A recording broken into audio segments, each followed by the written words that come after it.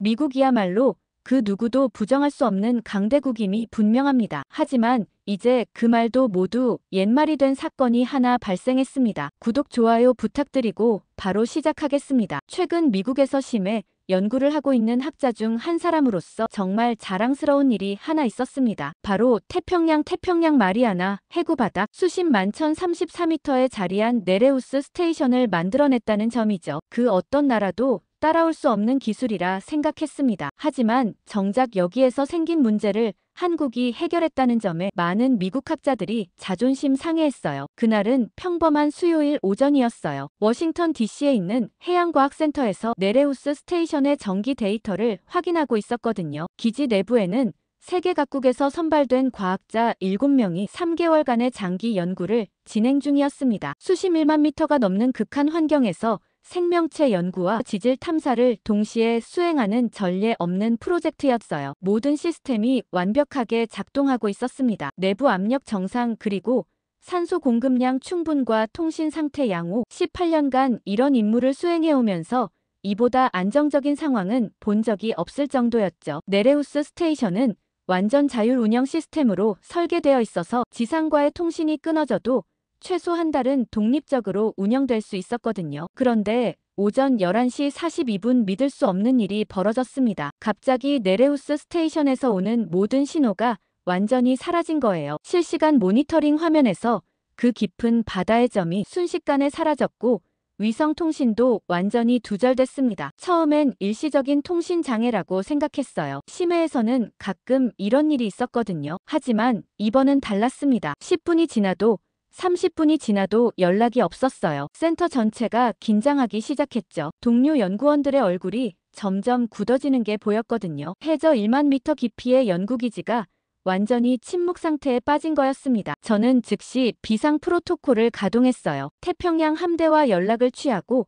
일본과 호주의 해양 관측소에도 긴급 상황을 알렸습니다. 1시간이 지나서야 첫 번째 단서를 얻었어요. 하와이 지진 관측소에서 마리아나 해구 근처에서 규모 7.2의 강진이 발생했다고 보고해온 거였습니다. 심장이 멎는 줄 알았어요. 18년간 이런 상황을 한 번도 겪어본 적이 없었거든요. 해저 지진이 네레우스 스테이션에 직접적인 타격을 가했을 가능성이 높았습니다. 저는 즉시 펜타곤과 긴급 화상회의를 소집했습니다. 해군 작전사령관부터 나사 심해 탐사팀까지 모든 관련 부서가 참석했어요. 상황은 절망적이었습니다. 네레우스 스테이션은 인류가 도달할 수 있는 가장 깊은 곳에 위치해 있었거든요. 어떤 잠수함도 어떤 구조장비도 그 깊이까지 내려갈 수 없었습니다. 더 큰 문제는 시간이었어요. 기지 내부의 비상산소는 최대 9일치밖에 없었거든요. 지진으로 인해 주요 시스템이 손상되었다면 그보다 훨씬 짧아질 수도 있었습니다. 7명의 과학자들이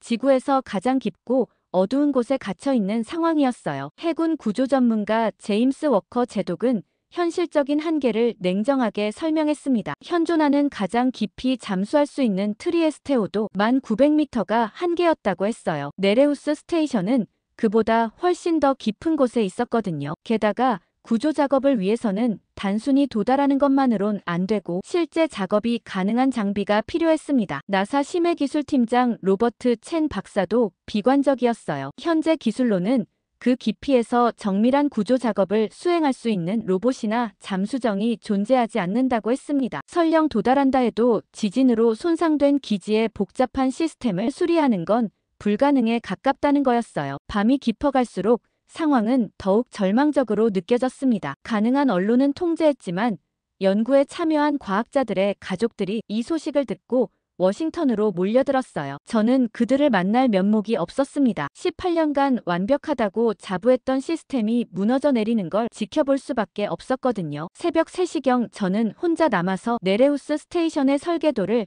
다시 검토하고 있었어요. 혹시라도 놓친 비상 시스템이나 구조 방법이 있을까 해서 말이에요. 하지만 볼 때마다 절망만 깊어졌습니다. 인간의 기술력으로는 정말 손뗄 수 없는 영역이었거든요. 다음날 아침부터 저는 평생 경험해보지 못한 굴욕을 맛봐야 했습니다. 독일 킬 해양연구소에 첫 번째 전화를 걸었을 때 한스 밀러 박사의 목소리가 평소와 달랐어요. 뉴스를 봤다며 정말 안타깝다고 했지만 바로 다음 순간 심해 1만 미터는 현재 인류 기술의 한계를 뛰어넘는 영역이라고 단언했거든요. 저는 목소리를 떨며 간절히 부탁했어요. 지금 이 순간에도 해저에서 7명의 과학자들이 죽음을 기다리고 있다고. 그 중에는 갓 결혼한 신혼부부 연구원도 있고 3살배기 딸을 둔 아버지도 있다고 말했죠. 하지만 밀러 박사는 잠시 침묵하다가 만약 자신에게 마법 지팡이가 있다면 당장이라도 도와주고 싶지만 현실은 그렇지 않다고 했습니다. 그 말을 듣는 순간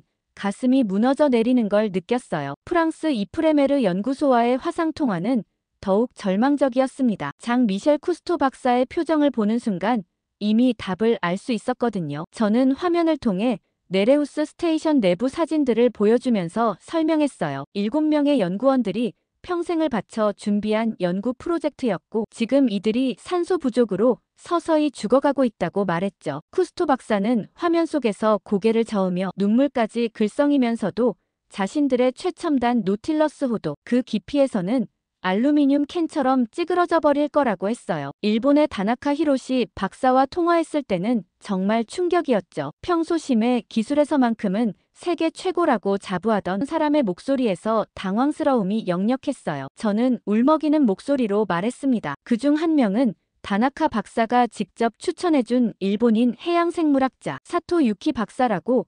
그가 지금 해저에서 혼자 절망하고 있을 거라고 했어요. 다나카 박사는 전화 너머로 한숨을 쉬며 신카이호로 세계 기록을 세웠던 자신들조차 이번만큼은 어쩔 수 없다고 떨리는 목소리로 말했죠. 그때 문득 심해 로봇 기술을 쓰면 되겠다는 생각이 번뜩 들었고 록히드 마틴 본사에 전화를 걸었습니다. 하지만 담당자는 심해 로봇 기술 지원 요청을 단칼에 거절했습니다. 저는 거의 울부짖듯이 말했어요. 지금 이 순간에도 미국 시민권자인 해양물리학자 데이비드 스미스 박사가 해저에서 죽음을 기다리고 있다고. 그의 부인이 매일 밤 울면서 전화를 걸어온다고 했죠. 하지만 담당자는 냉정하게 현존하는 어떤 무인 잠수정도 그 수압을 견딜 수 없다며 기술적으로 불가능하다고 못 박았어요. 이틀째 되던 날 저녁 저는 사무실에 혼자 앉아서 절망에 빠져 있었습니다. 세계 모든 기술 강국이 손을 들었고 시간은 계속 흘러가고 있었거든요. 네레우스 스테이션 내부의 7명은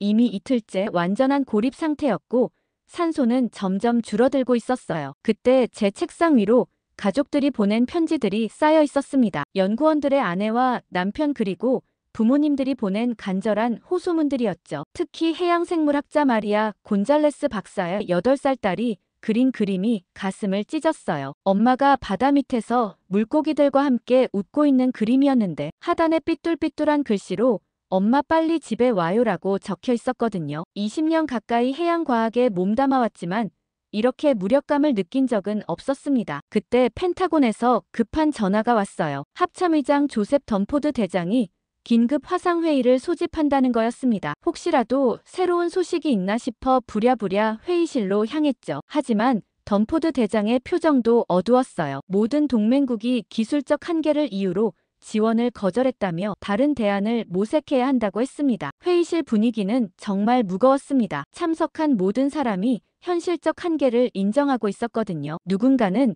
최악의 상황에 대비해야 한다는 말까지 꺼냈어요. 그 순간 저는 정말 화가 났습니다. 아직 포기하기엔 너무 이르다고 생각했거든요. 하지만 달리 방법이 없는 것도 사실이었죠. 바로 그때였어요. 회의실 문이 열리면서 던포드 대장의 보좌관이 급하게 들어왔습니다. 손에는 긴급 팩스 한 장을 들고 있었는데 그의 표정이 묘했어요. 당황스러우면서도 어딘가 기대감이 섞인 표정이었거든요. 던포드 대장이 팩스를 받아들고 읽기 시작했는데 눈썹이 점점 올라가는 게 보였습니다. 한국에서 구조작전 제안서가 들어왔다는 거였어요. 카이스트 해양 AI 융합센터와 한국해양기술연구원이 공동으로 보낸 문서였는데 황당했죠. 한국의 도움을 받아야 하나 싶으면서도 누구를 가릴 처지가 아니라는 생각이 들었습니다. 아니나 다를까 회의실에 있던 모든 사람이 순간 멈췄습니다. 독일이나 프랑스도 일본도 모두 불가능하다고 손을 든 상황에서 한국이 나선다는 게 믿기지 않았거든요. 해군 작전사령관 윌리엄 톰슨 제독은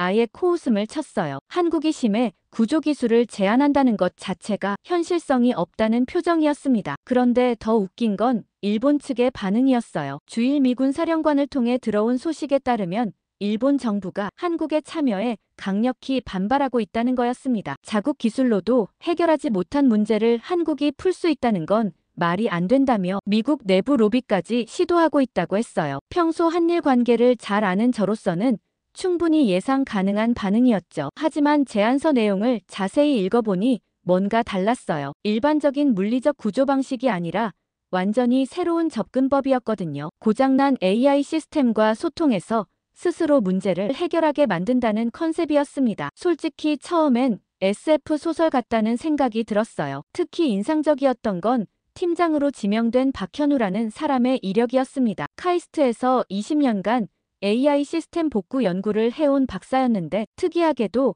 기계와의 소통에 관한 논문을 여러 편 발표했더라고요. 일반적인 프로그래밍이 아니라 기계의 논리 구조를 이해하고 대화하는 방식의 연구였어요. 던포드 대장은 한참 동안 제안서를 읽더니 회의실을 둘러보며 의견을 물었습니다. 대부분은 회의적이었어요. 검증되지 않은 기술에 생명을 맡길 수는 없다는 게 일반적인 반응이었거든요. 특히 CIA 기술 분석관은 한국의 제안이 너무 이론적이라며 실제 현장에서 통할지 의문이라고 했습니다. 하지만 저는 달랐어요. 지금 상황에서는 어떤 가능성이라도 붙잡아야 했거든요. 모든 기술 강국이 포기한 마당에 시도라도 해볼 가치가 있다고 생각했습니다. 더군다나 한국팀의 접근 방식이 완전히 새로운 패러다임이었어요. 물리적 한계를 우회해서 소프트웨어적으로 해결한다는 발상이 신선했거든요. 무엇보다 가장 큰 문제는 시간이었습니다. 이미 사흘째 접어들고 있었고 네레우스 스테이션 내부의 산소량이 심각한 수준에 도달하고 있었어요. 한국 팀을 불러서 작업을 시작한다 해도 며칠은 더 걸릴 상황이었죠. 하지만 다른 선택지가 없었습니다. 결국 제가 목소리를 높였어요. 지금 이 순간에도 7명의 과학자들이 절망 속에서 죽음을 기다리고 있다고, 우리에게는 자존심을 부릴 여유가 없다고 말했습니다. 기술 국가로서의 책임을 져야 할 때라고 강조했어요. 모두가 포기했지만 한국만은 시도하려고 나섰다면 그 용기라도 인정해줘야 한다고 했죠. 회의실 분위기가 조금씩 바뀌기 시작했습니다. 몇몇 참석자들이 고개를 끄덕이는 게 보였어요. 결국 던포드 대장이 최종 결정을 내렸습니다. 한국 기술진을 하와이 태평양 함대 사령부로 긴급 초청하기로 한 거예요. 이틀 후 하와이 진주만 태평양 함대 사령부에 도착했을 때 저는 정말 긴장되어 있었어요. 한국에서 온 구조팀을 처음 만나는 순간이었거든요. 활주로에 내린 군용 수송기에서 3명의 한국인이 내려왔는데 제가 상상했던 모습과는 완전히 달랐습니다. 팀장 박현우 박사가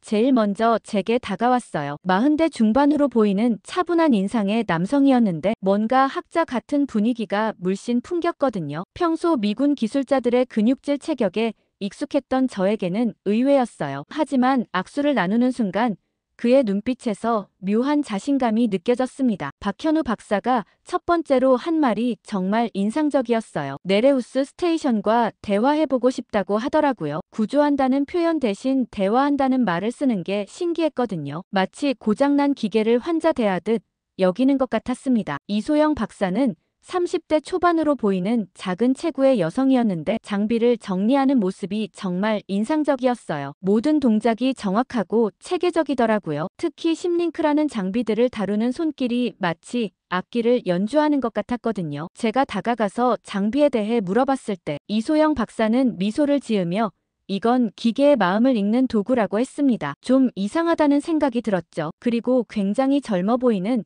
30대 초반의 최영호 박사는 이 프로젝트에 끼기 어렵지 않나 하는 생각이 들었습니다. 유수의 학자들도 못한다는 프로젝트인데 너무 어려 보였거든요. 그런데 함대 사령부 회의실에서 첫 브리핑을 받을 때 정말 놀랐어요. 박현우 박사가 설명하는 구조 방식이 완전히 달랐거든요. 물리적으로 기지에 접근하는 게 아니라 네레우스 스테이션의 AI와 소통해서 스스로 문제를 해결하게 만든다는 거였어요. 마치 의사가 환자와 상담하듯이 기계의 상태를 파악하고 치료법을 제시한다는 컨셉이었습니다. 함대 사령관 스콧 레이놀즈 제독은 처음엔 회의적이었어요. 기계와 대화한다는 게 현실적으로 가능한지 의문이라고 했거든요. 하지만 이소영 박사가 실제 시연을 보여주면서 분위기가 바뀌기 시작했습니다. 함대 사령부에 오래된 컴퓨터 하나를 가져와서 심링크 장비를 연결했는데 정말 신기한 일이 벌어졌어요. 화면에 갑자기 그래프들이 나타나기 시작했거든요. 컴퓨터 내부의 각종 데이터 흐름이 마치 심전도처럼 실시간으로 표시되고 있었습니다. 이소영 박사는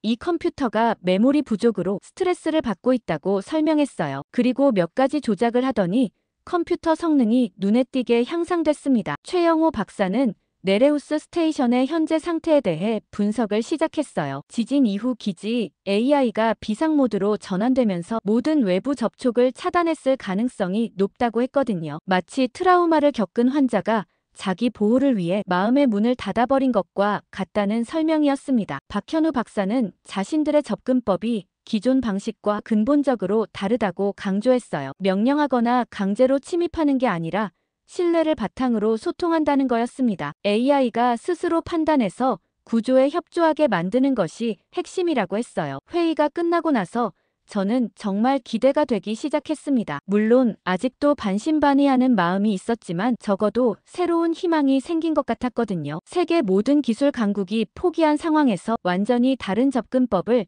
제시한 한국팀의 자신감이 전해져 왔어요. 그런데 다음날 아침 작전 브리핑룸에 들어섰을 때 공기가 얼어붙어 있는 걸 느꼈어요. 미군 핵심 기술진들이 모여 있었는데 모든 사람의 표정이 굳어 있었거든요. 특히 해군 기술사령관 로버트 밀러 제독의 시선이 차가웠습니다. 한국팀이 도착한 이후 내부적으로 상당한 반발이 있었던 것 같았어요. 밀러 제독이 제일 먼저 문제를 제기했어요. 검증되지 않은 외국 기술에 7명의 생명을 맡길 수는 없다는 거였습니다. 더군다나 한국팀의 AI 기술은 들어본 적도 없는 실험적 기술이라며 현실성에 의문을 표했거든요. 사실 저도 완전히 이해하지 못하는 기술이었기 때문에 뭐라고 반박하기 어려웠어요. 더 큰 문제는 다른 참모들의 반응이었습니다. 항공모함 전투단 사령관은 우리 자체 기술로 먼저 시도해봐야 한다고 주장했어요. 록히드 마틴에서 개발 중인 신형심에 로봇을 급히 투입하자는 거였거든요. 물론 그 로봇도 1만 미터 깊이는 처음이지만 적어도 검증된 미국 기술이라는 게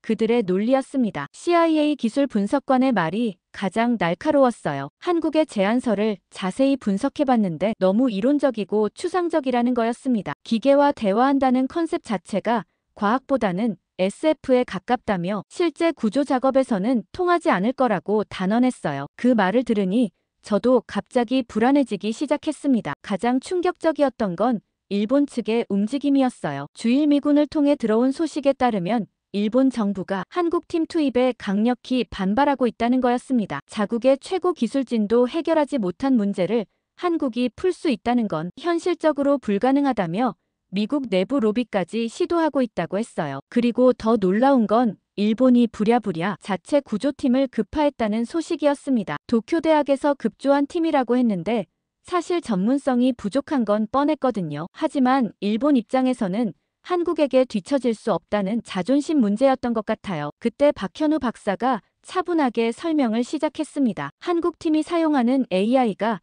감정적 소통이 아니라 기계의 결정 트리를 복원하는 기술이라고 했어요. 고장난 AI가 왜 그런 판단을 내렸는지 논리 흐름을 분석해서 올바른 결정을 내리도록 유도하는 시스템이라는 거였습니다. 처음 들었을 때보다는 훨씬 과학적으로 들렸어요. 하지만 여전히 회의적인 시선이 많았습니다. 특히 해군 정보사령관은 한국팀의 장비들이 너무 단순해 보인다며 의구심을 표했어요. 최첨단 구조 작업에 그런 기초적인 도구로 어떻게 접근한다는 건지 이해할 수 없다는 반응이었거든요. 그러던 중 밀러 제독이 결정적인 제안을 했습니다. 한국팀 투입 전에 우리 자체 기술로 먼저 시도해보자는 거였어요. 록히드 마틴의 신형 자율 로봇 오션 게이트를 급히 투입해서 네레우스 스테이션에 접근해보자는 계획이었습니다. 성공하면 다행이고 실패해도 데이터는 얻을 수 있다는 논리였어요. 저는 시간이 너무 아깝다고 생각했지만 반대할 명분이 없었습니다. 이미 나흘째 접어들고 있었고 네레우스 스테이션 내부 상황이 점점 악화되고 있었거든요. 하지만 미군 내부의 자존심과 기술적 의구심을 무시할 수도 없는 상황이었어요. 박현우 박사는 놀랍게도 이 제안에 동의했습니다. 오히려 먼저 시도해보는 게 좋겠다고 하더라고요. 실패 데이터를 통해 네레우스 스테이션 AI의 현재 상태를 더 정확히 파악할 수 있다는 거였어요. 그 말을 들으니 정말 자신감이 넘치는 사람이라는 생각이 들었습니다. 결국 회의 결과 미군 자체 기술로 1차 시도를 하기로 결정됐어요. 오션 게이트 로봇을 하루 만에 급히 준비해서 네레우스 스테이션에 투입하기로 한 거였습니다. 한국팀은 그 결과를 지켜본 후 2차 작전을 준비하기로 했어요. 솔직히 복잡한 심정이었습니다. 한편으로는 미국 기술로 성공하기를 바라는 마음도 있었지만 다른 한편으로는 시간만 낭비하는 게 아닐까 하는 불안감도 있었거든요. 하지만 이미 결정된 일이었고 최선을 다할 수밖에 없었어요. 아니나 다를까 미국 팀의 시도는 처참히 실패하고 말았습니다. 그렇게 다음 날 태평양 한복판에서 저는 정말 기적 같은 순간을 목격했어요. 박현우 박사가 프로그램을 시작한 지 2시간 만에 갑자기 통신실에서 신호음이 울리기 시작했거든요. 미군의 오션 게이트 로봇이 참패한 직후라 사실 기대보다는 걱정이 더 컸는데 정말 놀라운 일이 벌어진 거였습니다. 처음엔 잡음인 줄 알았어요. 나흘 동안 완전히 침묵을 지키던 네레우스 스테이션에서 갑자기 미약한 전파 신호가 잡혔거든요. 통신 담당관이 황급히 주파수를 조정하더니 갑자기 명확한 음성이 들려오기 시작했습니다. 정말 소름이 돋았어요. 데이비드 스미스 박사의 목소리였습니다. 해양물리학자인 그는 네레우스 스테이션의 부책임자였거든요. 목소리는 많이 지쳐 있었지만 생생하게 살아있었어요. 그가 전하는 소식은 정말 다행스러웠습니다. 7명 모두 생존해 있다는 거였거든요. 통신실 전체가 환호성으로 들썩였어요. 나흘 동안 생사를 알 수 없었던 과학자들이 모두 살아있다는 소식에 모든 사람이 안도의 한숨을 쉬었습니다. 저는 눈물이 날 뻔했어요. 가족들에게 전할 기쁜 소식이 생겼죠. 하지만 스미스 박사가 전하는 내부 상황은 심각했습니다. 지진 직후부터 기지의 모든 자동 시스템이 완전히 정지됐다는 거였어요. 난방과 조명 심지어 공기 순환 시스템까지 최소한으로만 작동하고 있었습니다. 수동으로 겨우 생명을 유지하고 있는 상태였어요. 가장 심각한 건 시간이었어요. 스미스 박사는 현재 산소량으로는 최대 사흘이 한계라고 했습니다. 그것도 모든 활동을 최소화했을 때의 계산이었거든요. 이미 나흘째인 상황에서 정말 촉박한 시간이었어요. 더 놀라운 건 스미스 박사의 다음 말이었습니다. 기지 AI가 완전히 이상하게 작동하고 있다는 거였어요. 모든 외부 신호를 침입으로 판단해서 자동으로 차단하고 있었거든요. 심지어 내부에서 수동 조작을 시도해도 시스템이 거부한다고 했습니다. 박현우 박사는 이 정보를 듣고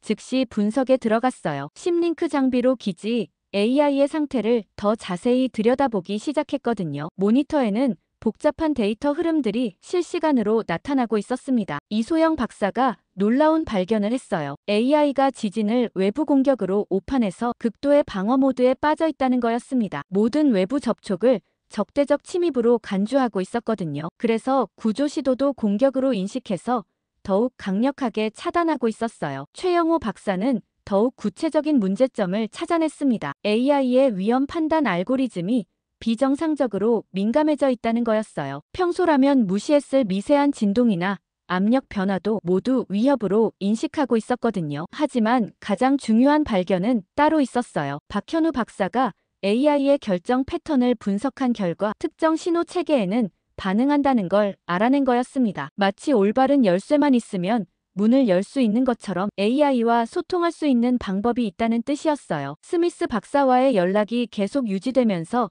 내부 상황이 더 명확해졌습니다. 생존자들은 기지 중앙구역에 모여 있었고 체온 유지를 위해 서로 의지하고 있다고 했어요. 다행히 아직까지는 모두 건강했지만 시간이 갈수록 상황이 악화되고 있었습니다. 함대 사령부의 분위기가 완전히 바뀌었어요. 생존자들과의 연락이 복구된 것만으로도 한국팀의 기술력을 인정할 수밖에 없었거든요. 밀러 제독조차 이제는 한국팀의 분석을 진지하게 받아들이기 시작했습니다. 박현우 박사는 이제 본격적인 구조 작업에 들어갈 수 있다고 했어요. AI와 소통할 수 있는 방법을 찾았고 내부 상황도 파악했으니 해결책을 만들 수 있다는 거였습니다. 정말 희망이 보이기 시작했어요. 저는 한국팀의 능력에 정말 감탄했습니다. 며칠 동안 불가능해 보였던 일을 몇 시간 만에 해결의 실마리를 찾아낸 거였거든요. 이제 진짜 구조 작업이 시작될 것 같았어요. 생존자들과의 연락이 복구된 기쁨도 잠시. 다음날 새벽부터 정말 절망적인 상황이 벌어지기 시작했어요. 밀러 제독이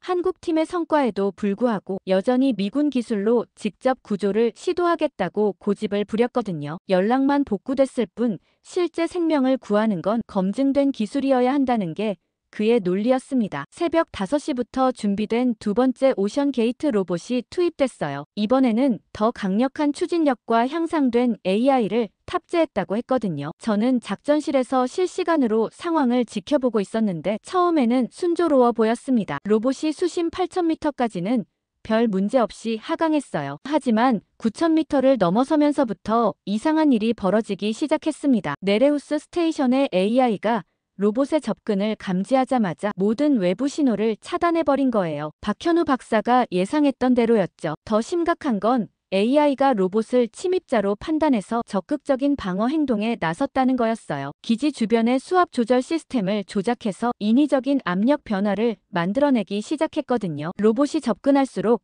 더 강한 압력파가 발생했습니다. 작전실의 모든 사람이 긴장하기 시작했어요. 오션 게이트 로봇은 그런 상황을 견디도록 설계되지 않았거든요. 로봇 조종사는 필사적으로 안정화를 시도했지만 압력 변화가 너무 급격했습니다. 결국 로봇의 외부 센서가 하나씩 손상되기 시작했어요. 가장 치명적인 순간은 로봇이 기지 입구에서 불과 50m 떨어진 지점에 도달했을 때였습니다. 갑자기 네레우스 스테이션에서 강력한 전자기 펄스가 방출됐거든요. 이건 정말 예상치 못한 일이었어요. 기지의 방어 시스템이 이렇게까지 공격적으로 작동할 줄은 몰랐습니다. 오션 게이트 로봇은 순식간에 모든 전자 시스템이 마비됐어요. 화면에서 로봇의 신호가 완전히 사라지는 걸 보면서 작전실 전체가 충격에 빠졌습니다. 수억 달러짜리 최첨단 장비가 한순간에 고철 덩어리가 되어버린 거였어요. 밀러 제독의 얼굴이 새하얗게 변했습니다. 두 번째 시도마저 완전히 실패한 거였거든요. 더 심각한 건 이번 실패로 인해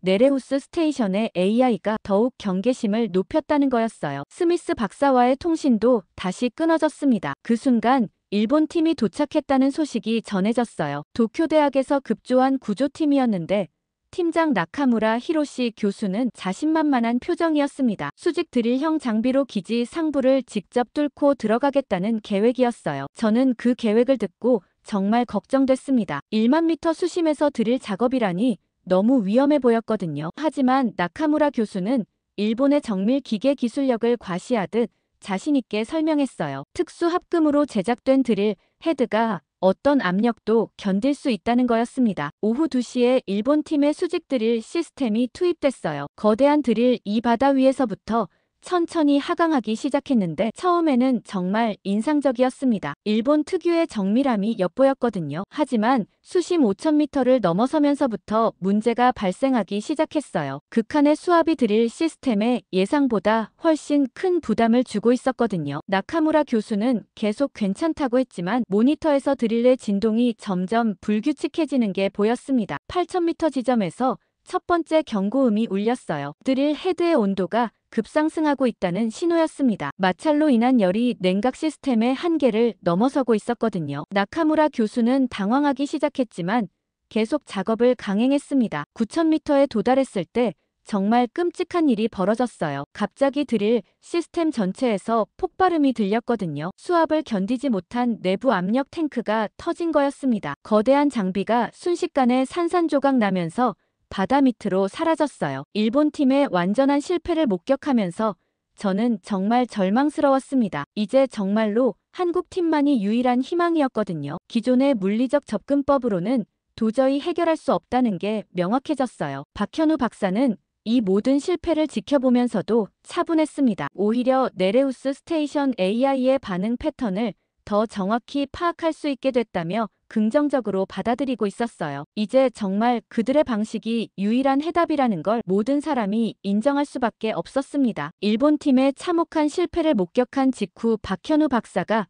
정말 놀라운 제안을 했어요. 네레우스 스테이션 내부의 생존자들과 직접 협업해서 AI를 설득하겠다는 거였습니다. 외부에서 아무리 기술적으로 접근해도 한계가 있으니 내부에서 동시에 작업하자는 계획이었거든요. 스미스 박사와의 통신이 다시 복구되자마자 박현우 박사는 상황을 설명하기 시작했어요. 네레우스 스테이션의 AI가 극도의 방어 모드에 빠져 있다는 것부터 외부 접근을 모두 적대적 침입으로 인식하고 있다는 점까지 자세히 알려줬습니다. 스미스 박사는 그제야 왜 모든 시스템이 말을 듣지 않았는지 이해했다고 했어요. 가장 흥미로운 건 박현우 박사가 제시한 협업 방식이었습니다. 외부에서는 심링크로 AI에게 다양한 선택 시나리오를 제시하고 동시에 내부에서는 생존자들이 직접 AI와 대화를 시도하자는 거였어요. 마치 신뢰할 수 있는 친구가 옆에서 설득하는 것처럼 AI의 경계심을 풀어보자는 계획이었거든요. 스미스 박사는 처음엔 당황스러워했어요. 기계와 대화한다는 개념 자체가 생소했거든요. 하지만 이소영 박사가 구체적인 방법을 알려주자 점점 이해하기 시작했습니다. AI에게 명령하는 게 아니라 현재 상황을 차근차근 설명해서 오해를 풀어달라는 거였어요. 첫 번째 시도가 시작됐을 때 정말 신기한 광경이 벌어졌습니다. 스미스 박사가 기지 내부의 중앙 컨트롤 패널에 대고 천천히 말하기 시작했어요. 지진이 자연재해였다는 점부터 외부의 구조 노력이 적대적 침입이 아니라는 점까지 차분하게 설명했거든요. 동시에 박현우 박사는 심링크를 통해 AI에게 다양한 상황 시나리오를 입력하고 있었어요. 만약 외부 신호를 허용한다면 어떤 결과가 나올지, 내부 시스템을 정상화하면 어떤 이득이 있을지 등등 구체적인 선택지들을 제시했습니다. 처음에는 반응이 없었어요. AI는 여전히 모든 외부 신호를 차단하고 있었거든요. 하지만 스미스 박사가 계속해서 인내심 있게 설명을 이어가자 조금씩 변화가 느껴지기 시작했습니다. 모니터에서 AI의 사고 패턴이 미묘하게 달라지는 게 보였어요. 가장 극적인 순간은 마리아 곤잘레스 박사가 합류했을 때였습니다. 해양생물학자인 그는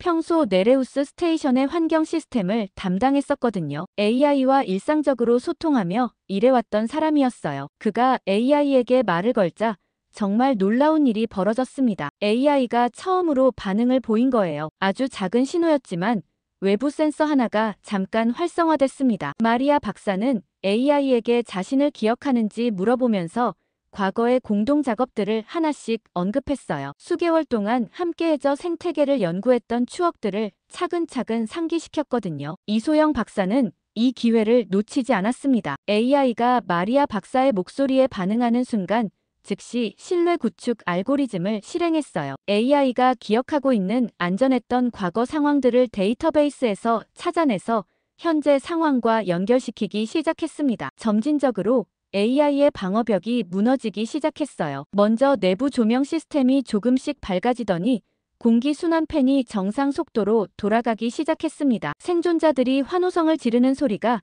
통신을 통해 들려왔어요. 하지만 아직 완전히 해결된 건 아니었습니다. AI는 여전히 외부 접촉에 대해서는 경계심을 늦추지 않고 있었거든요. 최영호 박사는 이제 마지막 단계인 외부 통신 복구 작업에 들어가야 한다고 했어요. 스미스 박사와 마리아 박사가 계속해서 AI를 설득하는 동안 한국팀은 신중하게 다음 단계를 준비했습니다. 이제 AI가 완전히 마음을 열고 외부와의 소통을 허용하도록 만들어야 했어요. AI가 내부 시스템을 부분적으로 복구한 다음 날 아침 정말 예상치 못한 문제가 터졌어요. 스미스 박사가 급하게 연락해온 소식이 충격적이었거든요. 기지 내부의 핵심 제어 회로가 물리적으로 손상되어 있다는 거였습니다. 지진의 직접적 피해가 아니라 AI가 스스로 일부 회로를 차단하면서 생긴 손상이었어요. 가장 심각한 건 메인 전력 분배 시스템이었습니다. AI가 외부 침입을 막기 위해 의도적으로 일부 회로를 과부하시켜버린 거였어요. 마치 자해 행위처럼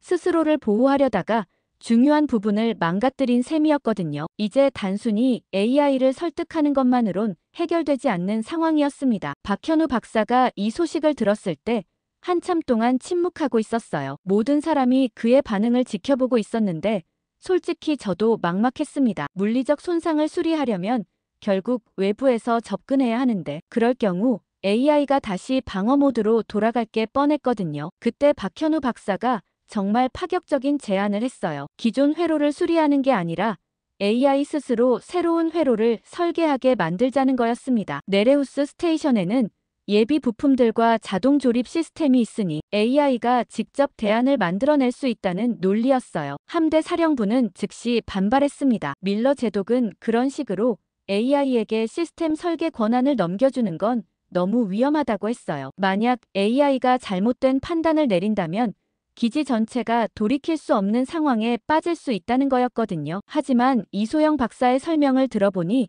나름 합리적이었어요. AI가 자신의 손상 부위를 가장 정확히 알고 있고 내부 구조도 완벽하게 파악하고 있다는 거였습니다. 외부에서 추측해서 수리하는 것보다 당사자가 직접 해결하는 게 훨씬 효율적이라는 논리였어요. 가장 큰 걸림돌은 AI에 대한 신뢰 문제였습니다. 스미스 박사조차 AI가 또 다른 극단적 선택을 할까봐 걱정한다고 했어요. 한 번자의 행위를 했던 AI가 다시 비슷한 행동을 하지 않으리라는 보장이 없었거든요. 최영호 박사가 해결책을 제시했어요. AI에게 완전한 자유를 주는 게 아니라 안전 범위 내에서만 작업하도록 제한을 두자는 거였습니다. 핵심 생명 유지 시스템은 절대 건드리지 못하게 하고 오직 손상된 전력회로 부분만 재설계하게 하자는 계획이었어요. 이 제한을 두고 함대 사령부 내부에서 격론이 벌어졌습니다. 보수적인 장교들은 여전히 물리적 수리를 주장했지만 이미 2번의 실패를 겪은 터라 설득력이 떨어졌어요. 결국 시간 압박과 다른 대안의 부재로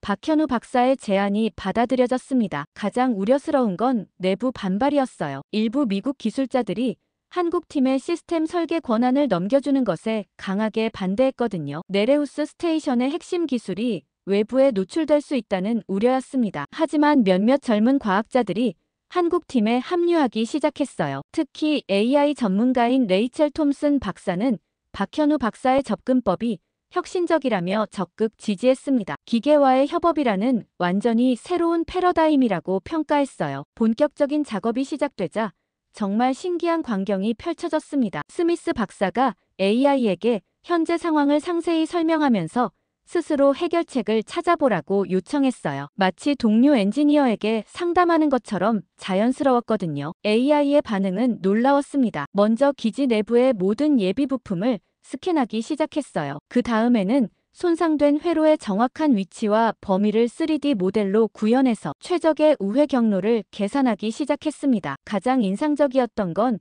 AI가 인간의 안전을 최우선으로 고려하면서 설계를 진행한다는 점이었어요. 생존자들의 현재 위치와 활동 패턴까지 분석해서 작업 중에 절대 위험하지 않은 방식을 선택했거든요. 이소영 박사는 이 과정을 실시간으로 모니터링하면서 AI의 사고 과정을 분석했어요. 정말 놀라운 건 AI가 단순히 기술적 해결책만 찾는 게 아니라 인간과의 협업 방식까지 고려하고 있다는 거였습니다. 작업 12시간 만에 AI가 완전한 설계안을 제시했어요. 기존 회로를 완전히 우회하는 새로운 전력 분배 시스템이었는데 오히려 원래보다 더 효율적인 구조였습니다. 정말 인간 엔지니어도 생각하지 못할 창의적인 해결책이었어요. 이제 실제 조립 작업만 남았습니다. AI가 설계한 대로 내부의 자동 조립 로봇들이 움직이기 시작했어요. 생존자들은 안전한 곳에서 이 모든 과정을 지켜보고 있었는데 정말 마법 같은 광경이었다고 했습니다. AI가 설계한 새로운 회로 조립이 시작된 지 6시간 후 정말 기적 같은 일이 벌어졌어요. 네레우스 스테이션의 모든 시스템이 한꺼번에 정상화되기 시작한 거였습니다. 먼저 메인 조명이 밝아지더니 공기 순환 시스템이 완전히 복구됐어요. 그 다음에는 난방 시스템까지 작동하기 시작했거든요. 가장 감동적이었던 순간은 스미스 박사의 목소리가 다시 들려왔을 때였습니다. 이번에는 전에 없이 생생하고 힘찬 목소리였어요. 기지 내부의 모든 생존자가 건강하다는 소식과 함께 시스템이 완전히 정상화됐다는 보고를 받았을 때 작전실 전체가 환호성으로 터져나갔습니다. 하지만 진짜 위기는 지금부터였어요. 박현우 박사가 제시한 구조 계획을 들었을 때 저는 정말 소름이 돋았거든요. 네레우스 스테이션의 중앙구역을 통째로 분리해서 바다 위로 띄우겠다는 거였습니다. 하지만 분리 과정에서 조금이라도 실수하면 전체 구조물이 붕괴될 수 있다는 거였습니다. 그렇게 되면 생존자들은 즉시 압사하게 되죠. 말 그대로 목숨을 건 도박이었어요. 가장 무서운 건 아무도 이런 방식의 구조 작업을 해본 적이 없다는 거였습니다. 이론적으로는 가능하지만 실제로는 완전히 미지의 영역이었어요. 스미스 박사조차 두려움을 감추지 못했습니다. 만약 실패한다면 모든 게 끝이라고 했거든요. 분리 작업이 시작되는 순간 작전실의 긴장감은 극에 달했어요. 거대한 금속음이 수중 마이크를 통해 들려오기 시작했는데 마치 바다 밑에서 괴물이 울부짖는 것 같았습니다. 모든 사람이 숨을 죽이고 모니터를 바라보고 있었어요. 그런데 갑자기 심장이 멎는 줄 알았습니다. 분리된 중앙구역이 갑자기 한쪽으로 기울어지기 시작한 거예요. 내부의 생존자들이 비명을 지르는 소리가 통신으로 들려왔습니다. AI가 급하게 균형을 맞추려고 했지만 몇 초간은 정말 아찔했어요. 게다가 수심 8,000m 지점에서 구조물 외벽에 균열이 발견됐어요. 엄청난 수압 때문에 금속이 견디지 못하고 있었거든요. 스미스 박사는 공포에 질린 목소리로 물이 새어 들어오고 있다고 보고했습니다. 박현우 박사는 즉시 비상대책을 지시했어요. AI에게 균열 부위 주변의 압력을 분산시키라고 명령했는데 이게 또 다른 모험이었습니다. 자칫하면 전체 구조가 무너질 수도 있는 상황이었거든요. 하지만 달리 방법이 없었어요. AI의 대응은 정말 놀라웠습니다. 내부 공기압을 미세하게 조절해서 균열 부위의 압력 차이를 최소화하기 시작한 거예요. 동시에 비상 밀폐 시스템을 가동해서 물이 더 이상 들어오지 못하게 막았습니다. 정말 기가 막힌 임기응변이었어요. 수심 5,000m를 지날 때는 또 다른 위기가 기다리고 있었습니다. 갑자기 해류가 바뀌면서 구조물이 예상보다 훨씬 빠른 속도로 상승하기 시작한 거예요. 이대로 가면 급격한 압력 변화로 생존자들이 감압병에 걸릴 수 있었습니다. 이소영 박사가 긴급히 대응했어요. AI에게 상승 속도를 늦추라고 지시했지만 해류의 힘이 너무 강했습니다. 결국 AI 스스로 판단해서 일부 부력 탱크의 공기를 배출하기 시작했어요. 위험한 결정이었지만 생존자들의 안전을 위해서는 어쩔 수 없었거든요. 그런데 수심 3,000m에서 갑자기 모든 시스템이 정전됐습니다. AI와의 연결도 완전히 끊어졌어요. 구조물이 어둠 속에서 관성으로만 상승하고 있었는데 정말 공포영화 같은 상황이었습니다. 스미스 박사의 목소리가 다시 들려온 건 10분 후였어요. 내부 비상 전력이 복구됐다는 소식과 함께 모든 생존자가 무사하다는 보고를 받았을 때 저는 정말 울 뻔했습니다. 하지만 아직 2,000m가 더 남아 있었어요. 우여곡절 끝에 네레우스 스테이션의 중앙 구역이 마침내 태평양 수면 위로 모습을 드러냈습니다. 거대한 금속 덩어리가 파도 사이로 솟아오르는 모습은 정말 경이로웠어요. 마치 고대 신화 속 바다 괴물이 깨어나는 것 같았습니다. 하지만 구조 작업은 아직 끝나지 않았어요. 파도가 거세져서 구조물이 심하게 흔들리고 있었거든요. 헬리콥터 구조대가 접근하려 했지만 너무 위험해서 중단해야 했습니다. 생존자들은 여전히 금속 상자 안에 갇혀 있었어요. 결국 특수 구조선이 직접 접촉해서 생존자들을 한 명씩 끌어올리기 시작했습니다. 첫 번째로 구조된 스미스 박사의 모습을 보았을 때 정말 감격스러웠어요. 창백하고 지쳐 있었지만 살아 있었거든요. 이어서 마리아 곤잘레스 박사를 비롯한 나머지 6명도 모두 무사히 구조됐습니다. 7명 모두가 구조선 갑판에 발을 딛는 순간 바다 위의 모든 사람이 환호성을 질렀어요. 나흘간의 지옥 같은 시간을 견뎌낸 그들의 얼굴에는 안도와 기쁨, 그리고 믿을 수 없다는 표정이 뒤섞여 있었습니다. 박현우 박사와 한국팀이 이룬 성과는 정말 기적이었어요. 누구도 상상하지 못했던 방식으로 불가능해 보이던 구조 작업을 완수한 거였거든요. 이제 전 세계가 한국의 기술력을 인정할 수밖에 없었습니다. 구조선 갑판 위에서 벌어진 첫 번째 재회는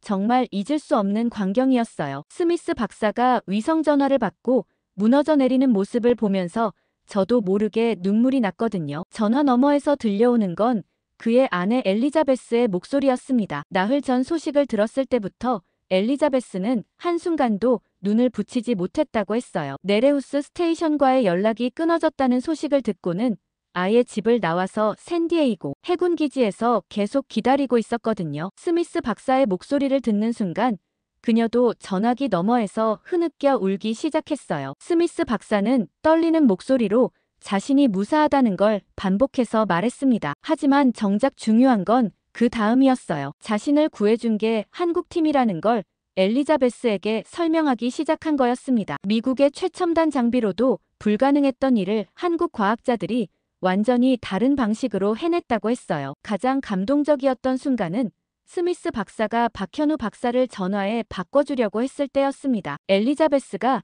남편의 생명을 구해준 사람에게 직접 감사 인사를 하고 싶다는 거였어요. 박현우 박사는 처음에는 사양했지만 결국 전화를 받을 수밖에 없었습니다. 엘리자베스의 감사 인사는 정말 진심이 담겨 있었어요. 당신 덕분에 남편을 다시 만날 수 있게 됐다며 평생 잊지 못할 거라고 했습니다. 심지어 한국에 직접 가서 인사드리고 싶다고까지 했어요. 스미스 박사는 전화를 끊은 후에도 한참 동안 말을 잇지 못했습니다. 그러다가 갑자기 박현우 박사에게 달려가서 다시 한번 꽉 껴안았어요. 이번에는 말 대신 행동으로 감사함을 표현한 거였습니다. 주변에 있던 모든 사람들이 그 모습을 보면서 숙연해졌어요. 해가 지고 구조선이 샌디에이고로 향하는 동안 스미스 박사는 박현우 박사 옆에 앉아서 지난 나흘간의 이야기를 풀어놨습니다. 처음에는 단순한 감사 인사였지만 점점 깊은 고백으로 변해갔어요. 네레우스 스테이션 안에서 겪었던 절망적인 순간들이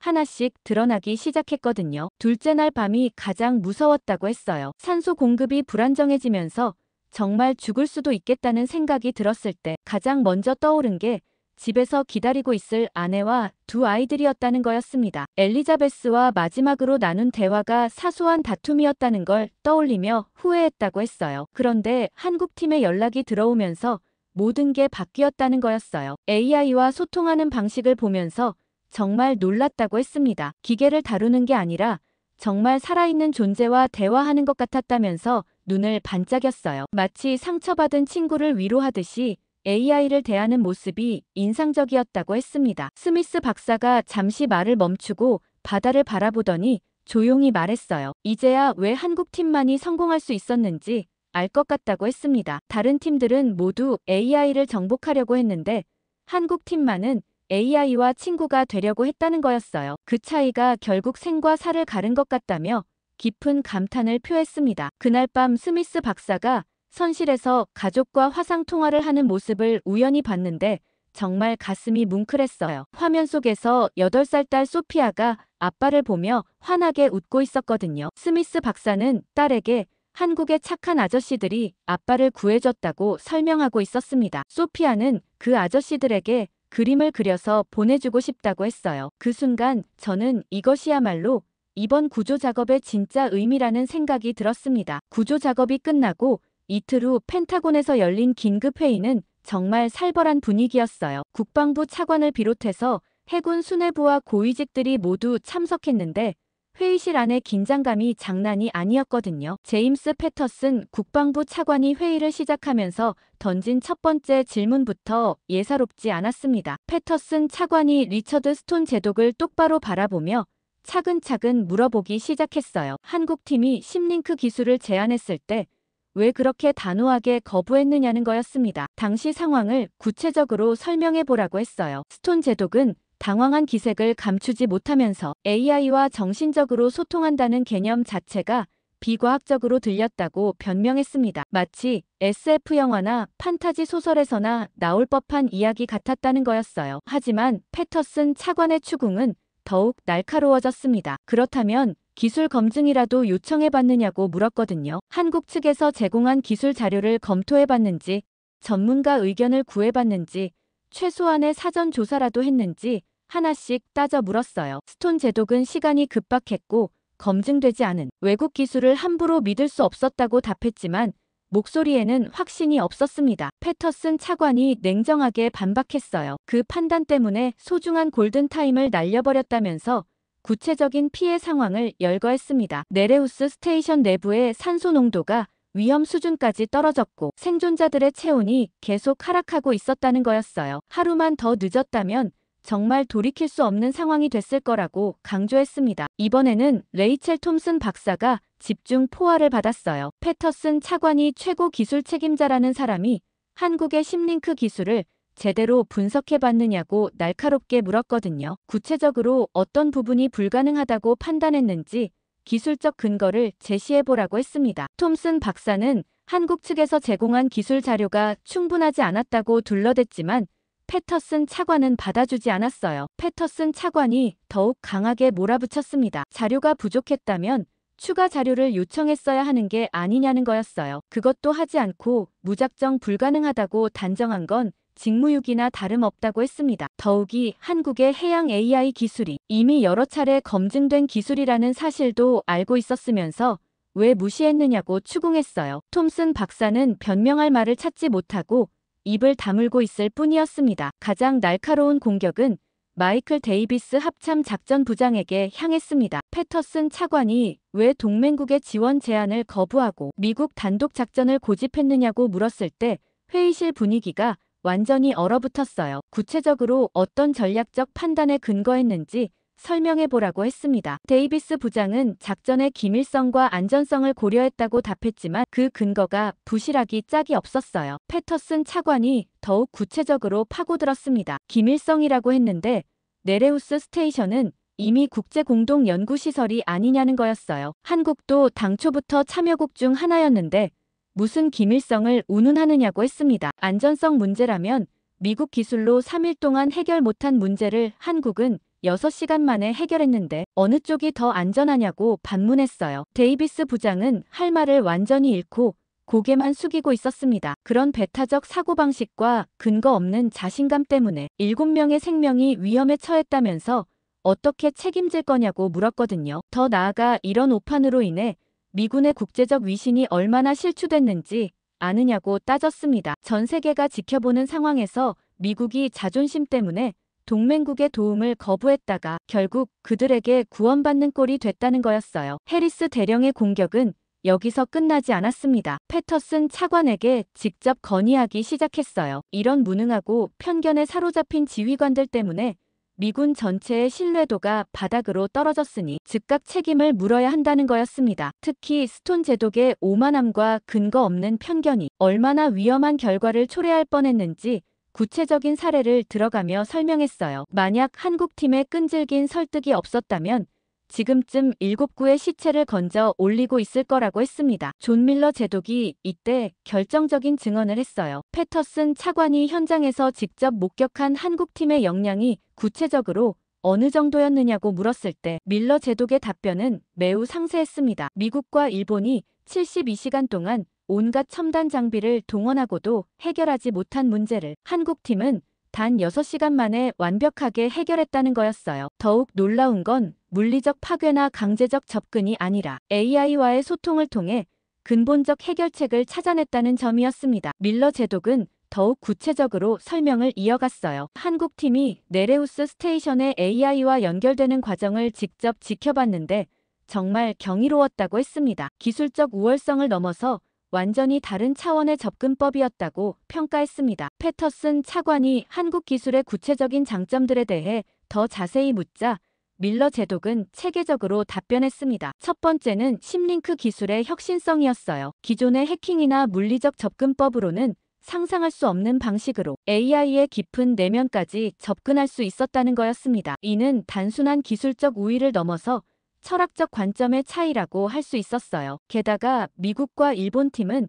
AI를 통제하거나 제압하려고 했는데 한국 팀은 AI를 동등한 파트너로 인식하고 대화를 시도했다는 거였어요. 이런 접근법의 차이가 결과적으로는 생과 사를 가르는 결정적 요인이 됐다고 분석했습니다. AI도 하나의 지적 존재로서 존중받고 이해받고 싶어 한다는 걸 한국 팀만이 깨달았다는 거였죠. 해리스 대령이 추가로 중요한 관찰 내용을 공유했어요. 한국 팀의 기술적 완성도가 얼마나 높은지 현장에서 직접 확인했다는 거였습니다. 이론적 가능성이나 실험실 수준의 기술이 아니라 실전에서 완벽하게 작동하는 검증된 기술이었다고 강조했어요. 특히 박현우 박사와 이소영 박사의 팀워크는 정말 인상적이었다면서 수년간의 연구와 실험을 통해 완성된 기술이라는 게 느껴졌다고 했습니다. 더 중요한 건 국제 협력에 대한 자세였다고 해리스 대령이 덧붙였어요. 한국팀은 자신들의 기술적 우위를 과시하거나 이용해서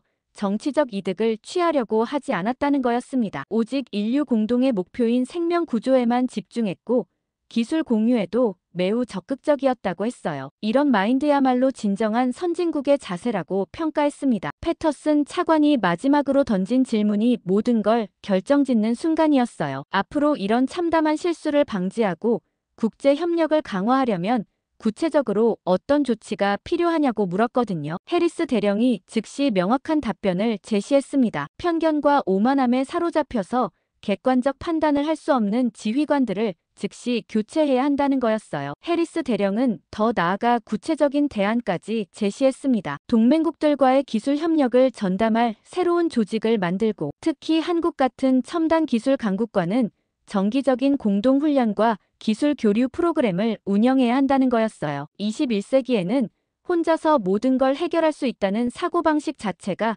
시대착 오적이라고 강조했습니다. 결국 무거운 침묵 속에서 인사조치가 단행됐습니다. 패터슨 차관이 스톤 제독과 데이비스 부장의 즉시 경질을 발표했을 때 회의실은 정말 조용했어요. 톰슨 박사도 대폭적인 보직 변경이 예정된다고 통보받았습니다. 반면 저에게는 국방부 국제협력실장이라는 새로운 중책이 주어졌어요. 한국을 비롯한 모든 동맹국들과의 기술 협력을 총괄하는 핵심 보직이었습니다. 패터슨 차관이 회의를 마무리하며 강조한 마지막 말이 정말 인상적이었어요. 이번 네레우스 스테이션 사건을 통해 미국이 더 이상 혼자서는 살아갈 수 없다는 현실을 뼈저리게 깨달았다는 거였습니다. 특히 한국 같은 첨단 기술 강국과의 진정한 파트너십이야말로 미래 안보의 핵심이라고 했어요. 앞으로는 근거 없는 자존심이나 편견 때문에 이런 치명적인 실수를 절대 반복하지 않겠다는 강력한 의지를 표명하며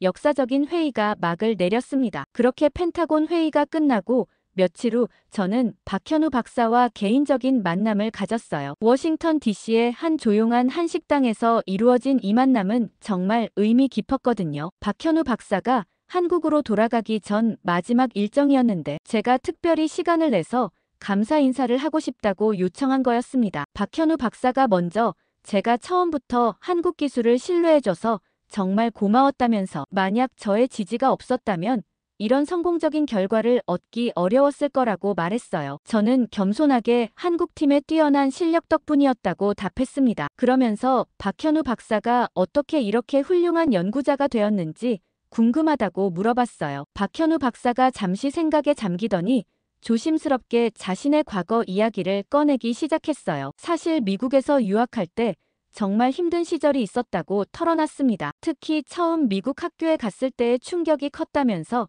그때의 기억들을 하나씩 들려주기 시작했어요. 가장 견디기 어려웠던 건 학교 급식이었다고 박현우 박사가 웃으며 말했어요. 한국에서는 따뜻하고 정성스러운 급식을 먹다가 미국에 와서는 차가운 샌드위치나 딱딱한 피자가 전부였다는 거였습니다. 저는 그 마음을 이해한다고 말하면서 문화적 차이가 얼마나 클지 상상이 된다고 했어요. 박현우 박사가 계속해서 더 어려웠던 건 미국 학생들의 개인주의적 성향이었다고 말했습니다. 한국에서는 친구들과 함께 공부하고 서로 도와주는 게 자연스러웠는데 미국에서는 모든 게 치열한 경쟁이었다는 거였어요. 누군가 숙제를 도와달라고 하면 자신만 손해본다는 식으로 생각하는 분위기가 정말 충격적이었다고 박현우 박사가 털어놨어요. 한국에서 경험했던 따뜻한 공동체 문화와는 너무나 달랐다는 거였습니다. 처음에는 정말 외롭고 힘들어서 한국으로 돌아가고 싶었다고 솔직하게 고백했어요. 그런데 그런 어려움들이 오히려